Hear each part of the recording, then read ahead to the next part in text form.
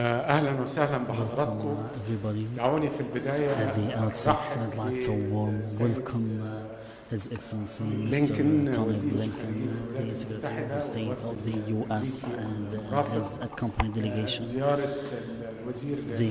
This visit is very important. He has come in Cairo, and this visit comes amidst many visits, shuttle visits made by His Excellency Mr. Blinken to the region, and we, as always and for always, we are warmly welcoming him as dear friend here in Egypt. The American Secretary of State at the very beginning of the day in the morning has met Mr. President, and it was a very long interview and it was very frank. Mr. President has discussed and has handled all the developments of the bilateral relations between Egypt and the U.S. amidst the strategic partnership, the existing partnership between the friendly states. We are talking about strong relations extended for many decades from the joint work and joint interests and mutual understanding.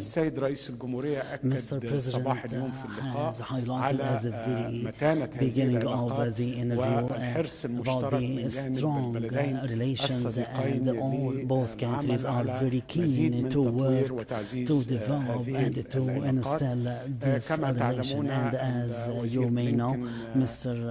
Secretary, Mr. Blinken, we have met together and we have launched the working group on the joint work between Egypt and the U.S. and the sectors of tourism and higher education and culture, as well, with the attendance of a number of Egyptian ministries, Minister of Higher Education, Minister of Antiquities and Tourism, and Minister of Education. And before launching this meeting, we have a prolonged meeting between myself and His Excellency Mr. Blinken, and with the two delegations we have talked about the bilateral relations and to further develop these relations about some regional and international files of the shared interests for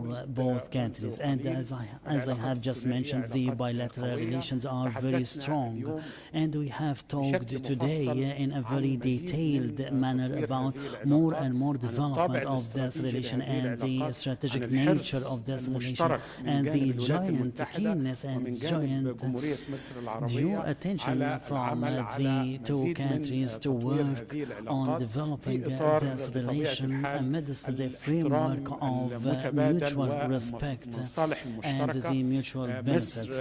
Egypt is a big regional country and is a major country, and the U.S. is a major power, a major international power. So naturally speaking, we have to have a detailed dialogue and strong relations, and also very continuous deep consultations among others around some regional and international files. Today we have talked in detail about cooperation in economy and investment, and there are mutual understanding and mutual keenness to further develop these economic relations, and at its heart the American investment, the U.S. investments, and to foster and encourage the American companies to work here in the Egyptian market and to get the best benefits of the mega opportunities offered by the Egyptian economy to these companies. And soon we will talk during the first quarter of the next year about holding the joint U.S.-Egyptian business conference, especially after the holding of the conferences in Washington a couple of days ago. And also we have talked about the trade relations and the importance of further developing the relations, the economic relations, and to increase the trade volume in exports and imports. And also we have talked about the education and higher education. And today, some memoranda of understandings will be signed about the inauguration of 3 branches of American universities here in Egypt. 3 universities will be inaugurated here in Egypt, in addition to the other international universities like Japan, Canada, or Germany, or other international and other countries that are very keen to inaugurate their premises and their headquarters here in Egypt in order to further develop the education here in Egypt. We have also talked about the strong existing relations in the field of education and building of schools, and we are evaluating very evaluating the development of education in this regard. And also we have talked about the tourism sector, which is very important in our bilateral relations. We have talked about the destination, being Egypt is considered a destination for the American citizen, either for the pure tourism or the environmental tourism or the cultural investment or for the coastal tourism. So we have in Egypt many destinations as a tourism and as a touristic destinations, and also we have talked about culture, considering Egypt as the Hollywood of Orient, and like the cinema and the film industries, and also the importance of intensifying the relations between the 2 countries in the cultural arena, considering that the upcoming generations in Egypt and the U.S. do not know too much about the other country, and that's why we hold the responsibility in organizing some and many cultural events that are making the 2 people are closing. Certainly we have talked as well about the relations and the different files, especially the fields, the cooperation in energy, renewable energy, and also the clean energy and the transport, and also the communication. All these files have been opened, and also I have agreed with my dear friend Mr. Tony Blinken that we will have a schedule or a timetable to hold the other working group in the framework of the strategic dialogue and the upcoming period. And also we have talked about the joint commitment and also the joint direction from Mr. President Abdel Fattah al-Sisi and also Mr. President Joe Biden to develop and to further develop the economic and cultural relations and social ones as well between the 2 friendly countries. And we have talked as well about different other bilateral files. We have talked about the Egyptian and African and Arab candidates for the UNESCO position and the importance of lifting the injustice targeted the Arabic and the Egyptian civilization, to have the Director General of UNESCO from Egypt and from the Arab countries. And we have talked about some other regional files and international files, the dangerous challenges that threaten the safety and the stability of the Middle East and in the African continent and in the Mediterranean, and also in facing the whole world, which impose 2 big countries like the U.S. and Egypt to have open, continuous dialogue. And we have, from my own side, I have talked about the national strategy for human rights and the Egyptian achievements and also the Egyptian efforts exerted in implementing this strategy, because on behalf of myself as the chairperson of the Supreme Committee of Human Rights, not for the satisfaction of any external partner, but for the very benefits of the Egyptian people, and also because the Mr. President of Egypt is very keen to launch this national strategy within the comprehensive concept of human rights, which focuses on the civil, political rights and also the economic rights and the social rights and the cultural rights as well. We have talked about the crisis and the dangerous crisis in Gaza Strip, and we have there were harmonized and agreed upon points, especially with regarding to the immediate ceasefire and also to stop killing of the civilians, and also the necessity to reach an agreement to host all the hostages and the prisoners, and also the immediate access and the comprehensive unconditional access to the humanitarian and medical aids to the people of Gaza Strip. We have talked in detail about the importance of the escalation, and also the region is about to be on the edge of a regional war. We have and also we have shared the views, and also we have talked in detail about the situation in Sudan and the crisis in Sudan, and the importance of achieving a ceasefire, and the importance of providing the humanitarian aids towards the Sudanese people. And I have talked about the importance of not putting the Sudanese army in the same equation with any other partner, and the importance of working on activating the role of the Sudanese institutions in order for the Sudanese state to maintain the sovereignty of Sudan. We have talked about the Libyan crisis and the importance of making the presidential and parliamentary elections, and the importance of moving towards in this regard in order to maintain the Libyan territory. And we have talked as well about the issue of water, considering this issue as an existential issue for Egypt.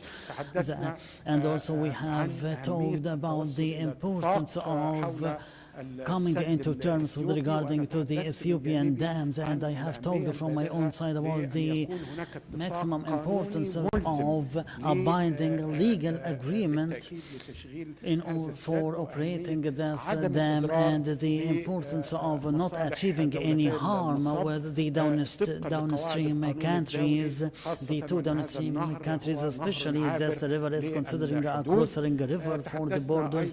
We have talked as well about the Horn of Africa, and the Horn of Africa is suffering from some kind of turbulence, and I have highlighted the importance of maintaining the sovereignty of Somalia, and also we have talked in detail about the countering terrorism, because for sure there is a joint cooperation between the U.S. and Egypt in the field of countering and facing terrorism. There is a joint interest and benefits, and Egypt has a leading experience in countering terrorism as per a very comprehensive proposal which is focusing on all the dimensions of the crisis, including the social and economic welfare, and the stopping of funding of the terrorist activities and terrorist groups, and also to combat the extremism thought. Especially we have many religious institutions, good leading religious institutions, and at the very top the Al-Azhar and the Al-Ifta, and also we have talked about the stabilizations in the Middle East through the importance of evacuating this region from all the mass destructing weapons, especially the nuclear weapons, and we will continue our consultations and our cooperations, and this is a very strong strategic solid relations that achieve the benefits of the two countries based on the mutual respect and based on the respect of the sovereignty of the states, and we have the joint responsibilities to achieve stability in this important region. Again and again, I'd like to warm welcome Mr. Secretary of State, Mr. Blinken in Egypt and his company delegation, and over to you. The floor is yours, sir. Thank you. Well, thank you very much. And I think, as you can tell from my friend, the foreign minister, we covered the waterfront, and it's a large waterfront indeed. and that speaks to the fact that for the United States and Egypt, more than ever, there is so much that we're doing together and so much that we both benefit from the fact that we're doing it together. I want to thank you, my friend, and also thank President El-Sisi for the very warm welcome here in Cairo, but also just for the very high quality of the exchanges that we've had today, both with the President, with my colleagues, with our strategic dialogue partners. We had this opportunity today to kick off the strategic dialogue, and that really underscores the commitment that both of our countries have to work to continuously strengthen what's been a century-long relationship and strengthen it in a way that's focused on delivering for our people. That's what it's all about. And I really, to you, Badr, want to thank you and thank your entire team for hosting this dialogue and for getting it off to a very good start. We made progress on many of our priorities today, including Egypt's development, its growth, its governance. And I'm announcing $129 million in new funding to support these efforts, from providing hundreds of higher education scholarships to encouraging entrepreneurship among young people to improving rural health. Together, we are enhancing economic cooperation. We're advancing broad-based opportunity for Egyptians and Americans. We're helping women-owned small businesses get greater access to financing. We're expanding foreign direct investment beyond the more than 1,000 American companies already present in Egypt. The United States is supporting Egypt as it continues to reform its economy to become even more dynamic, even more competitive.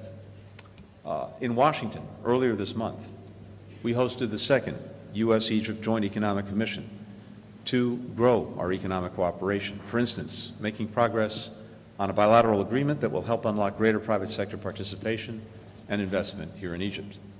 Next month, the United States Trade Representative will host talks between our countries to identify additional steps, like fostering an open and predictable trade environment that will further boost commercial ties and help Egypt attract more trade and more investment.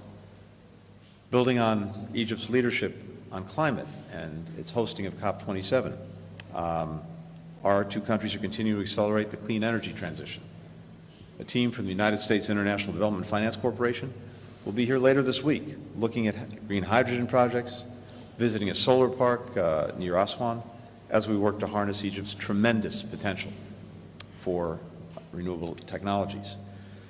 And as the Foreign Minister noted, President El-Sisi and I also discussed the existential nature of Egypt's growing water needs and the importance of the Nile to the Egyptian people.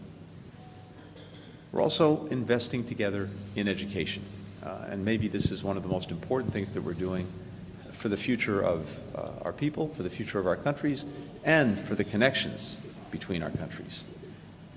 These investments are really essential to fully unleashing Egypt's potential. The Education and Cultural Working Group that we launched today will help establish 9 new state-of-the-art multidisciplinary labs at STEM high schools that the United States has stood up in Egypt. We'll also support 19 career centers covering nearly every Egyptian public and national university so that young Egyptians can prepare for and get the jobs of the future. A little bit later today, we have representatives of 3 United States universities who will sign agreements to open international campuses here in Egypt, adding to 2 projects that are already underway, giving Egyptian students the chance to receive an American education here in Egypt. We'll also strengthen our work to preserve Egypt's archaeological heritage, including a new effort to list the Great Temple of Abydos as a UNESCO World Heritage Site, growing the tourism sector that contributes so much to Egypt's economy. The United States welcomes steps that Egypt has taken this past year on human rights, releasing detainees, advancing efforts to reform pretrial detention, resolving cases involving travel bans and asset freezes for NGO employees. And as the Foreign Minister said, these are steps that Egypt is taking because it's in Egypt's interest to do so. We both acknowledge additional steps that Egypt intends to take, including adopting and implementing penal code reforms, continuing to pardon and release prisoners, detainees, and ensuring that journalists, human rights defenders, and all Egyptians can voice any disagreements freely. There's strong bipartisan interest in the United States Congress to seeing Egypt continue to make this progress, and respecting and safeguarding fundamental freedoms can only strengthen the partnership between our countries and, as the Foreign Minister himself says, benefit the Egyptian people. That's why Egypt is engaging in this course. We discussed how we can enhance long-standing security cooperation, whether that's Egypt's major peacekeeping contributions in places like South Sudan, the Democratic Republic of Congo, or, as the Minister mentioned, the fight against ISIS and other extremists in the Sinai Peninsula. Egypt continues to be an indispensable partner in pursuing a ceasefire in Gaza, one that brings the hostages home, that relieves the suffering of the people of Gaza, and creates the foundation for an enduring peace. I thank the President and the Foreign Minister and other colleagues for Egypt's commitment to this work, and we discussed the importance of getting this deal across the finish line, something we'll continue to pursue along with our Qatari counterparts. We all know that a ceasefire is the best chance to tackle the humanitarian crisis in Gaza, to address the risks to regional stability, risks that I know are felt viscerally here in Egypt. In particular, the Houthis' continued attacks on global commerce in the Red Sea, aided and abetted by Iran, are reducing traffic in the Suez Canal, and that's cost Egypt a projected $5 billion in lost revenue. Egypt has been instrumental in addressing the conflict in Sudan, the world's worst humanitarian crisis. Along with our diplomatic partners, Saudi Arabia, the UAE, Switzerland, the African Union, the United Nations, and others, we made progress in Switzerland last month, opening new crossings to allow humanitarian assistance to get to people who need it, and getting the Rapid Support Forces to agree to a code of conduct for its fighters. That progress, however, is now threatened by a new RSF offensive in Al-Fasher, already resulting in the deaths and displacement of thousands of vulnerable people. The RSF must take every step to protect the lives of innocents and respect its commitment to protect civilians. The Sudanese armed forces have to halt indiscriminate bombing. Both must come together and come to the table to agree on implementing agreements that were reached in Jeddah and to stop this brutal war. Next week at the UN General Assembly in New York, I'll be bringing together our partners to align around the next steps to expand humanitarian access, to protect civilians, and to push for a cessation of hostilities. The United States is grateful for Egypt's continued partnership and leadership in this work, as well, I have to say, for the generosity of the Egyptian people, welcoming hundreds of thousands of Sudanese refugees. We'll also continue to consult with Egypt on bringing greater stability to Libya, including supporting the UN and its efforts to shore up the central bank and work toward a longer-term political settlement. So, as you've heard from both of us, these are some, not all, of the subjects that we discussed today. And I think, again, at this challenging moment, the importance of our partnership, the partnership between Egypt and the United States, is on full display. And that's why today's dialogue is so important and timely, reminding not only what's at stake, but also what's possible for our people and people throughout the region.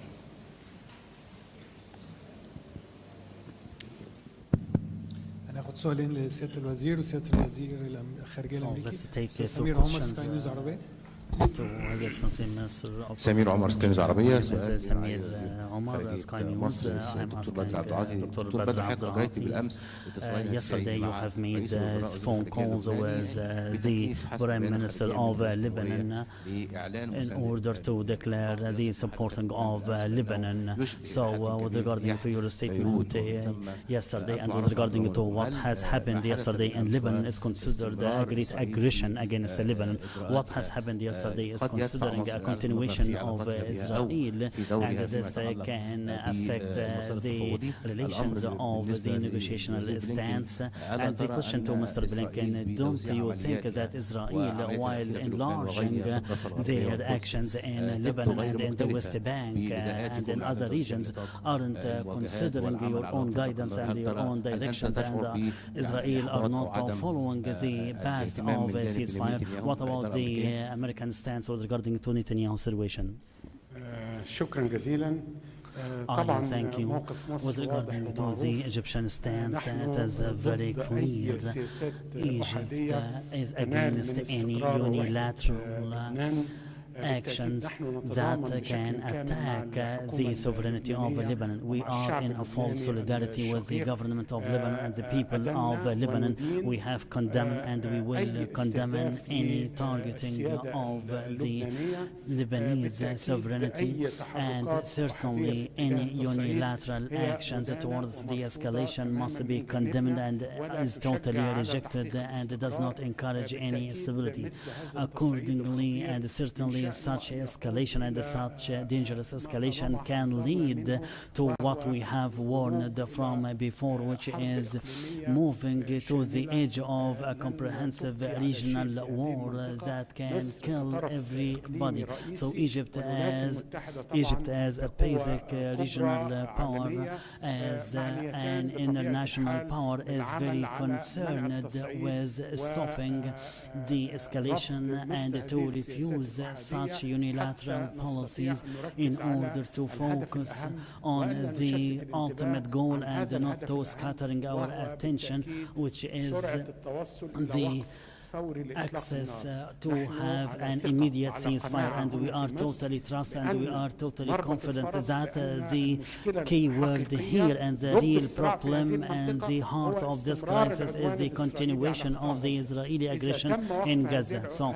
if we stop this aggression and if we can reach to an immediate ceasefire, so certainly this will lead to the decrease of the escalation in the region, and this will stop the edging to the brink, and this not providing any pretext to any other partner or the non-state holders to exploit the suffering of the Palestinian people. So we have said it clear, the goal is very clear. It is a must to focus on the stopping of the aggression and to reach an immediate ceasefire. So this is the valve of peace and safe and security in the region. So with regard to Lebanon, the United States did not know about, nor was it involved in these incidents, and we're still gathering the information and gathering the facts. Broadly speaking, we've been very clear, and we remain very clear, about the importance of all parties avoiding any steps that could further escalate the conflict that we're trying to resolve in Gaza, to see it spread to other fronts. It's clearly not in the interest of anyone involved to see that happen. And that's why, again, it's imperative that all parties refrain from any actions that could escalate the conflict. We're focused on getting this ceasefire over the finish line.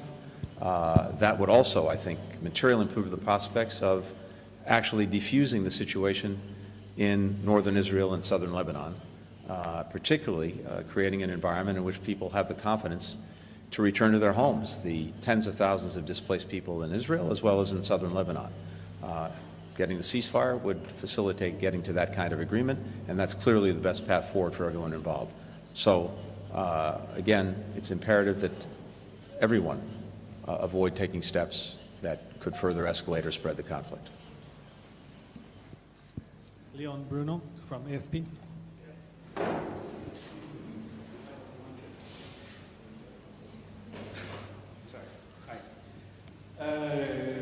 Thank you for doing this, and thank you for your hospitality, Prime Minister. Mr. Secretary, I'll try to be short for once. I'm sure you'll be happy about that. In your meetings today, did you submit any new ideas to bridge the remaining gaps to get to that elusive ceasefire in Gaza? And what are your expectations now? And also, this is your 10th trip to the region since October 7, and you have always gone to Israel, but you won't be going this time. So why is that? Is it because of tensions with the government of Israel? And to you, Foreign Minister, one of the issues remaining sticking points, if you will, according to U.S. officials, is this issue of Israeli presence in the Philadelphia corridor. Would you, Egypt, of course, accept any extended Israeli presence in the corridor or not? Is that a definitive no? Thank you. Thank you, Leon. So, first, with regard to the travel here, this trip was focused on the strategic dialogue between the United States and Egypt. This is something that we were determined to do, and that I was determined at the President's direction to help launch, and I'm very glad we had an opportunity to do that. Of course, it also comes at a time when we're working as closely as possible on getting the ceasefire. And so we had a detailed conversation with President al-Sisi, as well as with senior colleagues from the Egyptian government, working directly on the ceasefire about the status of these efforts and the way forward. And look, what I can tell you is this, and as we've said before, we've made a tremendous amount of progress over the last month and a half. There are, I think, in the agreement, 18 paragraphs. 15 of them are agreed, but the remaining issues need to be resolved. We put forward with the Egyptians and the Qataris ideas for resolving them. The bottom line is this: their resolution is less a question of substance and more a question of political will. And for both parties, it's important to demonstrate that political will to get this agreement concluded. For Israel, at this point, just last week, the IDF announced that the Rafah brigades had been dismantled. Hamas is not in a position to repeat the horrific attacks of October 7th. Concluding a ceasefire agreement would bring the hostages home, and, as I mentioned a moment ago, would also open important prospects for resolving other high-tension areas, including in northern Israel and southern Lebanon with Hezbollah, the Red Sea, and other places, all of which is in Israel's interest, as well as opening up opportunities to move in a very different direction in terms of strengthening Israel's security and place in the region far into the future. For Hamas, it can't continue not only to hold hostages, but to hold all of the people of Gaza hostage. Getting to the ceasefire would result in a totally different environment for the people of Gaza, ending the conflict for an initial period, and one we would work to make enduring, resulting in an immediate, massive infusion of humanitarian assistance for people who desperately need it, and clearly bettering the lives of people that they purport to represent. So the most important thing in this moment is seeing a demonstration of political will to finally conclude this agreement. And that's what we discussed. We also discussed in some detail what would be necessary arrangements if an agreement is finally reached in terms of the so-called day after. What happens in Gaza in terms of its governance, its security, its reconstruction. And here as well, Egypt is and will be a critical partner, and I think we had a very useful conversation about that today as well. يعني دعني أضيف So let me add to what has been mentioned by the Secretary of State. Naturally speaking, and as a matter of fact, Egypt will continue in exerting each and every sincere efforts through the collaboration with the friends and the U.S. and also with the brothers in Qatar. We will not stop to exert this sincere efforts in order to stop the killing of the Palestinians and to achieve the ceasefire and to stop the Israeli aggression.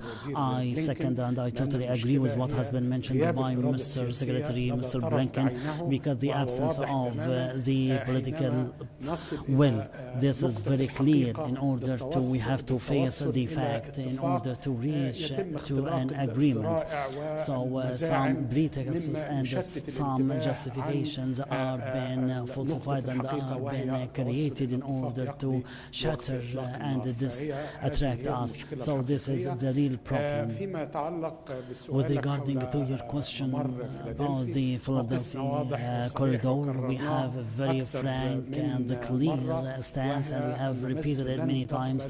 Egypt will not accept any changes to the rules of the work, the existing rules before the 7th of October, especially with regarding to the rules of the operation of Rafah crossing from the Palestinian side and the total rejection of any military power on the crossing borders, and this is a very frank and clear Egyptian stance. Thank you. مصطفى وكالة أنباء الشرق الأوسط. بسنت مصطفى, Middle East News Agency. سؤالي للوزير بدر My عبد question العاطي. to سيادة Mr. الوزير Badr ناقشتم Abdelatty, يوم Your خلال Excellency, you have اجتماعاتكم discussed الوضع في today the غزة. إلى أين situation وصلت in Gaza. بالتحديد جهود To الوساطة what المصرية extent القطرية you have الأمريكية reached, especially with regarding to the Egyptian Qatari mediation to achieve the ceasefire and to put an end to the humanitarian suffering from an almost 1 year. كما تعلمين As والكل you may يعلم know, and as all of you may know, the efforts are still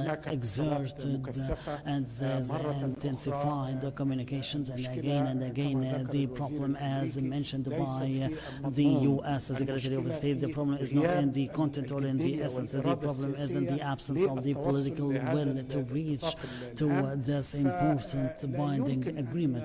So we cannot bet on the future of the stability of this important region in the Middle East as a reason or as a justification for the absence of the political will for any partner. So we will continue in the exerting of our efforts, and we will continue the communication with our friends in the U.S. in order to continue the achieving a pressure and exerting the efforts in this regard in order to be able to reach to this agreement, which will be very decisive and will be important in order to arrange for the next day after war and to talk further about the stability in the region, and also to talk about the political horizon, and also to talk about the necessary situations in order to build the Palestinian state, and also to talk about the providing of huge humanitarian aid. It's not acceptable to use the Hungary as a tool against the Gaza people. Can you imagine that this is happening in the 21st century under the ears and under the eyes of all the people? So we will continue in our sincere efforts side by side with the U.S. and also with our أن نصل إلى هذه النقطة وبما يضمن الاستقرار والرفاهية في هذه المنطقة الحيوية من العالم. Kylie Atwood, CNN.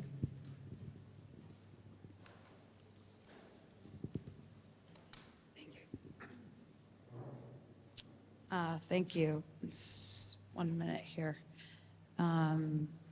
Okay, first to our Egyptian host, Minister Abdelatty. Do you believe that Hamas is still committed to the ceasefire and hostage talks? And if yes, how do you know that?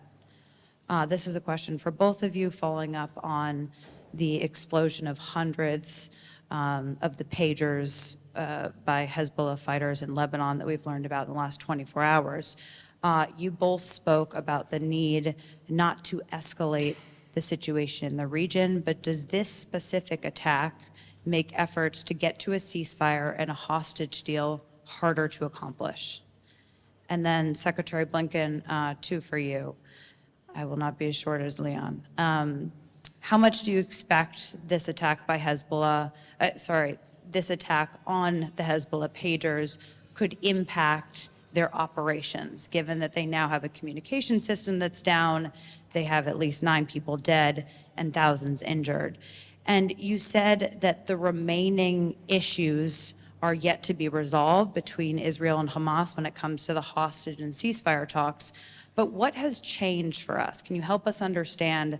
Earlier this month, U.S. officials are saying that the U.S. was going to put a new proposal on the table within days, and we haven't seen that. Do you need to see a demonstration of political will from both sides that you just spoke to before putting that new proposal on the table? Thank you. شكرا جزيلا. فيما يتعلق بالسؤال الأول، طبعا مصر تتعامل مع حماس كفصيل وطني فلسطيني، ومن اتصالاتنا المستمرة والدورية مع حماس هم يؤكدون بما لا يدع مجال للشك التزامهم الكامل بالاتفاق والتفاهمات التي تم التوصل إليها في 27 مايو الماضي، وأيضا بالتعديلات التي وردت في ورقة الثاني من يوليو الماضي. هناك التزام من جانبهم بما تم التوصل إليه من تفاهمات في هاتين الورقتين في 27 مايو وفي 2 يوليو، وهذا هو ما يتم نقله لنا بأنهم ملتزمون تماما بما سبق التوصل إليه من تفاهم في هاتين الورقتين. بالنسبة لما حدث بالأمس في لبنان، بطبيعة الحال أي تصعيد بما في ذلك ما حدث بالأمس هو بالتأكيد يعرقل ويضع حجرات عثرة أمام التوصل إلى اتفاق لوقف إطلاق النار وصفقة تضمن إطلاق سراح الرهائن والأسرى. بالتأكيد هذا ما حدث لا يعرقل فقط المباحثات الجارية، ولكن أيضا يحمل نذر الدخول في حرب شاملة.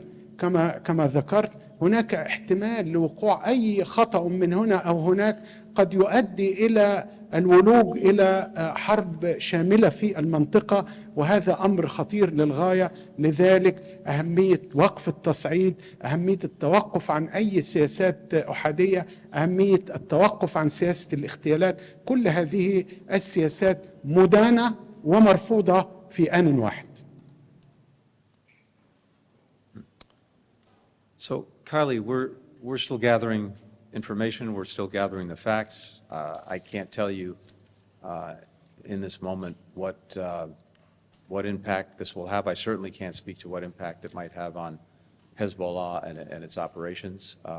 That would demand other expertise. And again, it's also necessary to fully understand what's happened, and we're still in the process of doing that.